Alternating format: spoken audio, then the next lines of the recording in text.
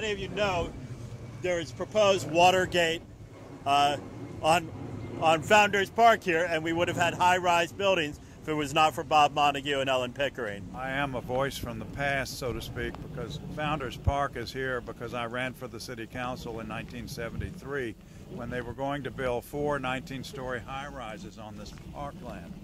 And I fought, bled, and died politically. I didn't get elected to city council. I missed by 200 votes, but Ellen Pickering did get elected 3 years later because of the momentum that was built over this issue. And here we are 40 years later, and we're still trying to build on the promise of parkland on the Alexandria waterfront, finishing the job. We have not yet quite eliminated some of the gaps in what should be waterfront parkland in Alexandria. And that's part of why I'm here today, to encourage our new leadership in the community to carry on the torch and to preserve the parkland we've already got, remove the threats to some of the parkland we already have that are shown in this new plan, which I find really preposterous, and preserve as best as possible the Alexandria heritage as a seaport, because Alexandria began as the seaport of Virginia virtually. My aunt wrote the book Seaport in Virginia, George Washington's Alexandria. It was all about being a seaport. And so I am actually not particularly happy to see Robinson Terminal giving up on keeping Alexandria a seaport. I would really wish that something could be done to perpetuate the seaport function of our waterfront in the course of developing plans for its future.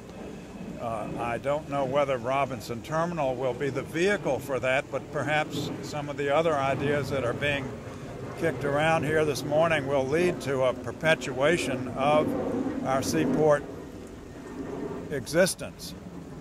This, to me, is a big part of why Alexandria is as important as it is, and why it will stay important in the future. We are already the most densely developed city in the state of Virginia, and we really don't need to over-densify our waterfront. This community needs the kind of waterfront that makes us a destination for people who want to be near the river.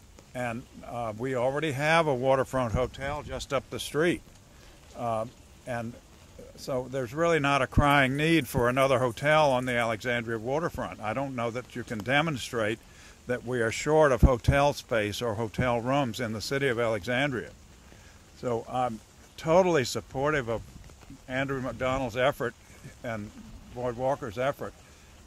Boyd and I are president and vice president of the Northern Virginia Conservation Council, which is the organization that prodded the Interior Department into bringing the lawsuits to quiet the titles to all of the parcels along the Alexandria waterfront one by one that have led to the creation of all of the parkland that we now already have, because of the federal title claim that we rather forcefully had to point out back in 1973 with the aid of the law firm of Wilmer, Cutler, and Pickering in Washington, D.C. as our pro bono counsel. And it is a fight that will have to go on forever. There's a community organization that fights to keep Founders Park nice now. And the fight will never stop, because there will be pressures like what we're facing to do things. But we need to make sure those things are right. There is good change and there is bad change, and we need to fight the bad changes and work to support the good ones.